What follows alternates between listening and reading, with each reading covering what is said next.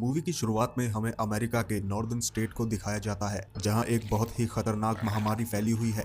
और इस महामारी की सबसे अजीब बात यह है कि जो भी बोलेगा वो मारा जाएगा। वही न्यूज रिपोर्ट में एक महिला को दिखाया जाता है जो कार के अंदर अपनी बेटी के साथ बंद है और उसने अपनी बेटी के मुंह पर टेप लगाई हुई है जिससे वो चिल्ला ना सके। उसने अपने हाथों में एक होल्डिंग लिया हुआ है जिस पर लिखा है डोंट मेक नॉइस, यानी कि शोर ना करें।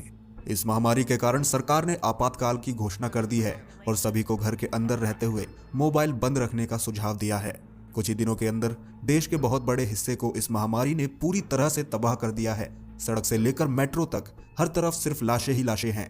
कुछ लोग इस महामारी से बचने के लिए ट्रेन के डिब्बे में छुपे हुए होते हैं और तभी वहां मौजूद एक बच्चा अचानक से रोने लगता है। उसकी माँ उसे चुप कराने की बहुत कोशिश करती है लेकिन वो रोता ही रहता है। इस कारण डर कर सभी यात्री उसे ट्रेन से बाहर निकालने का फैसला करते हैं, लेकिन उसकी माँ भी उसके साथ बाहर चली जाती है और कुछ ही मिनटों में वो दोनों मारे जाते हैं। मूवी कुछ समय पीछे फ्लैशबैक में जाती है जहां इन सभी चीजों की शुरुआत हुई थी और हम एक आर्कियोलॉजिस्ट की टीम को देखते हैं जिसे पेंसिल्वेनिया में 1000 फीट नीचे खुदाई करते हुए एक सुरंग मिलती है जो आगे एक अंधेरे कमरे में खुलती है। वो सभी इस बात से खुश होने लगते हैं कि उन्होंने कुछ नई चीज की खोज की है, लेकिन उन्होंने नोटिस किया कि अंदर से कुछ आवाजें आ रही हैं और तभी उड़ने वाले ढेर सारे जानवर अंदर से बाहर निकलते हैं जो उन दोनों को मारते हुए सुरंग से बाहर निकल जाते हैं। इस मूवी में दूसरी तरफ हमें न्यू जर्सी के मॉन्टक्लेयर में एक स्कूल को दिखाया जाता है जहां एली नाम की एक लड़की जो सुन नहीं सकती वो बस का इंतजार कर रही है और वहां कुछ लोग उसका मजाक उड़ाने लगते हैं, लेकिन वो इसे अनदेखा कर देती है और घर वापस आने का फैसला करती है। दरअसल एली के साथ 3 साल पहले एक कार दुर्घटना हुई थी और उस दुर्घटना में उसने अपनी सुनने की क्षमता को खो दिया था, लेकिन एली अब साइन लैंग्वेज में काफी अच्छे से बात करना सीख चुकी है। तभी उसका दोस्त रॉब उसके पास आता है जो उसका बहुत ही अच्छा दोस्त है और वो उसके साथ पैदल घर जाने लगता है। वहीं उसके पिता एंड्रयूज को उसकी माँ कैली फोन करके ये बताती है कि उसकी बेटी को आज फिर स्कूल में परेशान किया गया है। एंड्रयूज भी ये सुनकर काफी परेशान हो जाता है, लेकिन वो कुछ भी नहीं कर सकता क्योंकि किसी एक को समझाने से ये समस्या सॉल्व नहीं होने वाली थी। वहीं एली के घर में उसके माता पिता के अलावा उसका एक भाई जूड और नानी लिन भी रहती है जो अक्सर बीमार रहती है। इन सब के अलावा उनका एक पालतू कुत्ता भी है जिसका नाम ओटिस है। उसी रात एली का दोस्त रॉब उसे अपनी कॉलोनी का एक वीडियो भेजता है जिसमें उसे चमगादड़ की तरह दिखने वाले कुछ जीव उड़ते हुए दिखाई देते हैं। सुबह 3 बजे अचानक एली की माँ उसे जगाने आती है और वो देखती है कि उसका पूरा परिवार लिविंग रूम में बैठा हुआ है और वो सभी बहुत चिंतित दिखाई दे रहे हैं। उन्होंने घर के सभी खिड़की दरवाजों को भी बंद कर दिया है। टीवी में आ रही न्यूज से ये पता चलता है कि अमेरिका के कई शहरों में टेरोसोरस जैसे दिखने वाले अज्ञात जीवों ने हमला कर दिया है जिसे वेस्प्स कहा जाता है।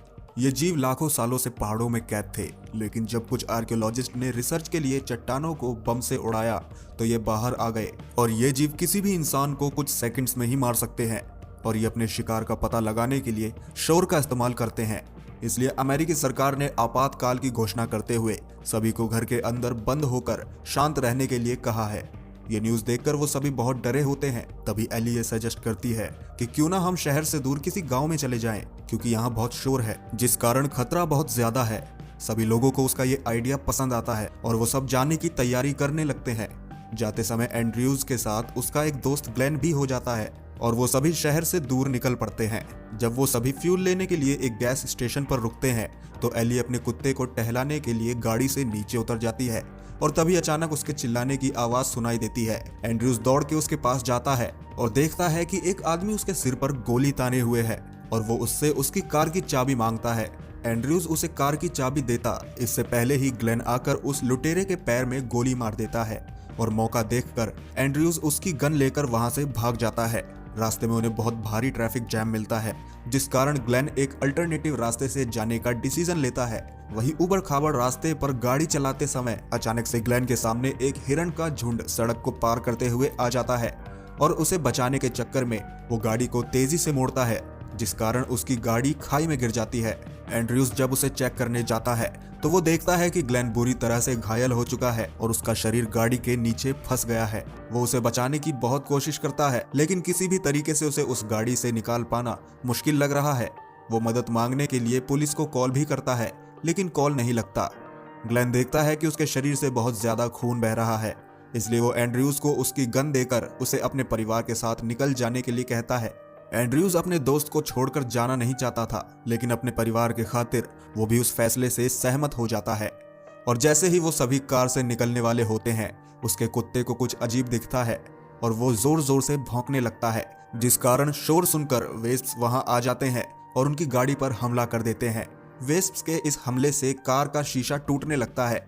उन लोगों को लगता है कि अब उनके पास बचने का कोई भी तरीका नहीं है, लेकिन तभी ग्लेन अपनी बंदूक से फायर करना शुरू कर देता है। शोर सुनकर अभी वेस्प्स एंड्रयूज को छोड़कर उसकी तरफ चले जाते हैं, जिससे ग्लेन मारा जाता है। लेकिन उसका कुत्ता अभी भी भौंक रहा होता है, इसलिए एंड्रयूज अपने परिवार को बचाने के लिए उस कुत्ते को गाड़ी से बाहर निकालने का फैसला करता है और वो उसे कार के बाहर निकाल देता है। लेकिन वेस्प्स आसपास ही थे, इसलिए गाड़ी स्टार्ट करने से भी वो वहां आ सकते थे, जिस कारण एंड्रयूज अपने परिवार के साथ पैदल ही आगे जाने का फैसला करता है और जाने से पहले अपनी गाड़ी में आग लगा देता है, जिससे वेस्प्स डिस्ट्रैक्ट हो जाएं। काफी समय चलने के बाद उन्हें एक घर दिखाई देता है जो चारों तरफ से बड़ी बड़ी फेंसिंग तार से घिरा हुआ है और उसका मेन गेट भी बंद होता है। वो सभी अंदर जाने के लिए लॉक को तोड़ने लगते हैं, जिस कारण शोर सुनकर वेस्प्स उनकी तरफ आ जाते हैं। तभी उस घर में एक महिला अपने हाथों में बंदूक लिए बाहर आती है और वो उन सभी को यहाँ से चले जाने के लिए कहती है। उसे देखकर ऐसा लग रहा था जैसे उसे इस महामारी के बारे में कुछ भी न पता हो, लेकिन इससे पहले वो कुछ और कह पाती, वेस्प्स उस पर हमला कर देते हैं और वो भी मारी जाती है। दरवाजे पर लॉक होने के कारण एंड्रयूज घर के अंदर जाने का कोई अल्टरनेटिव रास्ता ढूंढने लगता है। तभी उसकी नजर एक ड्रेनेज पाइप पर पड़ती है जो घर से बाहर आ रहा होता है। वो अपने परिवार के साथ उस पाइप के जरिए घर में जाने का फैसला करता है, लेकिन इससे पहले वो घर तक पहुंच पाता, रास्ते में उसके बेटे जूड को रैटल स्नेक दिखता है, जिसे देखकर वो जोर जोर से चिल्लाने लगता है, जिस कारण वेस्प्स पाइप में भी चले आते हैं। सांप फुनकार रहा होता है, इसलिए वेस्प्स उसे तुरंत मार देता है और कैली के पैरों पर भी काटने लगता है, लेकिन इससे पहले वो और भी नुकसान पहुंचाता। एंड्रयूज बाहर पड़े लकड़ी काटने वाली मशीन को चला देता है, जिसका शोर सुनकर वो सभी उस मशीन की तरफ डाइवर्ट हो जाते हैं और मशीन में कट कर बहुत सारे वेस्प्स मारे जाते हैं। आखिरकार वो घर के अंदर पहुंच जाते हैं और वो देखते हैं कि वेस्प्स के काटने के कारण कैली के पैर में बहुत ही गहरा घाव हो गया है।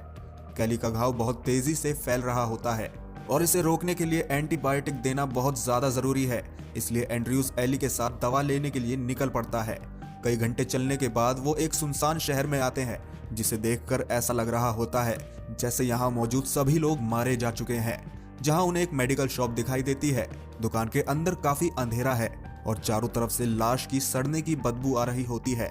एली देखती है कि वेस्प्स अपने अंडे ह्यूमन बॉडी के अंदर दे रहे हैं, जिसे देखकर वो डर से चिल्लाने लगती है और शोर सुनकर सारे वेस्प्स दुकान में आ जाते हैं और वो दोनों वेस्प्स के साथ इस दुकान में फंस जाते हैं। एंड्रयूज एक प्लान सोचता है और वो दुकान के पिछले भाग में आग लगा देता है। आग लगने के कारण दुकान का अलार्म ऑटोमेटिकली एक्टिवेट हो जाता है, जिससे तेज आवाज के साथ चारों तरफ पानी की बारिश होने लगती है। शोर सुनकर सारे वेस्प्स डिस्ट्रैक्ट होने लगते हैं और मौका देखकर वो दोनों दुकान से बाहर निकल जाते हैं।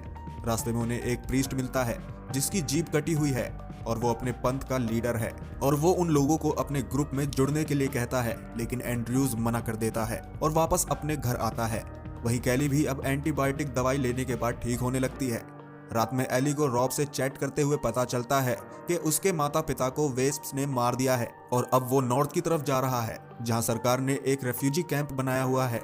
इंटरनेट से एली को यह भी पता चलता है कि वेस्प्स ज्यादा ठंड को बर्दाश्त नहीं कर पाते, इसलिए अधिकतर लोग उनसे बचने के लिए नॉर्थ की तरफ जा रहे हैं, जो अमेरिका के ऊपरी हिस्से में आर्कटिक सर्कल के पास है। उसी रात वो प्रीस्ट अपने ग्रुप के और भी मेंबर्स को लेकर उसके घर पर आ जाता है और उन्हें अपने ग्रुप में शामिल होने के लिए कहता है। यहाँ हमें पता चलता है कि उस प्रीस्ट को सिर्फ उनकी बेटी एली में इंटरेस्ट था, क्योंकि वो एक जवान लड़की है और वो बच्चे पैदा कर सकती है और उसका मकसद ऐसा करके अपने ग्रुप को बढ़ाना है, जिससे वो ज्यादा से ज्यादा लोगों पर राज कर सके। लेकिन एंड्रयूज अपनी बेटी को देने से मना कर देता है और घर के अंदर से एक राइफल लाकर उन लोगों को डराने की कोशिश करता है, जिस कारण वो लोग वहां से चले जाते हैं। उसी रात जब वो लोग सो रहे होते हैं तो एंड्रयूज और कैली को बाहर से आ रही कुछ आवाज सुनाई देती है। एंड्रयूज अपनी राइफल को लेकर दरवाजे के पास चेक करने जाता है तो उसे बाहर खड़ी एक छोटी लड़की दिखाई देती है जो बहुत डरी हुई लग रही है, इसीलिए वो लोग उसे अंदर ले आते हैं और उसे गर्म कपड़े देते हैं। वो लोग उससे पूछते हैं कि वो यहाँ कैसे आई, लेकिन वो कोई भी जवाब नहीं देती और एंड्रयूज देखता है कि उस लड़की की जुबान कटी हुई है और ये उसी प्रीस्ट के ग्रुप की मेंबर है और उस लड़की को उस प्रीस्ट ने यहाँ भेजा है और जब वो लोग उस लड़की के शरीर की जांच करते हैं तो वो देखते हैं कि उसने अपनी कमर पर बहुत सारे मोबाइल फोन को बांधा हुआ है।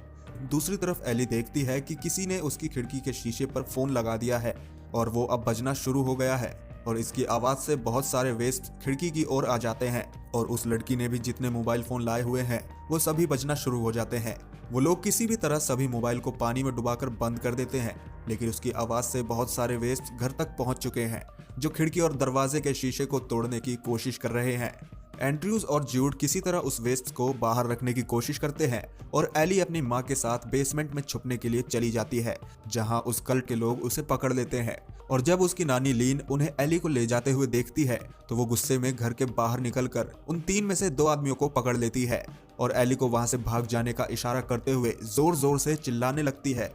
चिल्लाने की आवाज सुनकर वेस्ट उसकी तरफ आ जाते हैं और उस पर हमला कर देते हैं। इस हमले में एली की नानी के साथ साथ वो दोनों आदमी भी मारे जाते हैं। एली वहां से भाग पाती इससे पहले वो प्रीस्ट आकर एली को पकड़ लेता है और उसे अपने साथ ले जाने लगता है।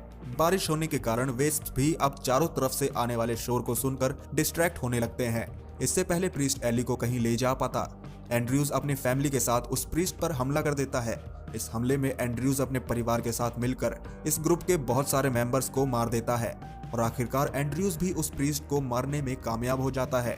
वहीं हम उस छोटी लड़की को देखते हैं जो अपनी माँ के साथ जा रही होती है। दरअसल उसकी माँ भी उस प्रीस्ट के साथ मजबूरी में रह रही थी। फिल्म तेजी से कई हफ्ते आगे बढ़ती है, जहां अब एंड्रयूज की फैमिली नॉर्दर्न एरिया में उस रेफ्यूजी कैंप तक पहुंच चुके हैं जो सरकार ने वेस्ट से बचने के लिए बनाया हुआ है। वहीं फिल्म के लास्ट सीन में हम एली को अपने दोस्त रॉब के साथ तीर धनुष से वेस्ट्स का शिकार करते हुए देखते हैं। दरअसल अब वेस्ट्स भी अडेप्ट होकर ठंडी जगह पर रहना सीख चुके हैं। वहीं लोगों ने अब बोलना बिल्कुल ही छोड़ दिया है और अब वो लोग एक दूसरे से साइन लैंग्वेज में बात करते हैं। और इसी के साथ यहाँ पर मूवी खत्म हो जाती है। आपको ये मूवी कैसी लगी हमें कमेंट करके जरूर बताइएगा। अगर आपको हमारा ये एक्सप्लेनेशन अच्छा लगा हो तो वीडियो को लाइक करके चैनल को सब्सक्राइब करना मत भूलिएगा, जिससे हमारे आने वाले वीडियोस के अपडेट आप तक आसानी से पहुंच सके।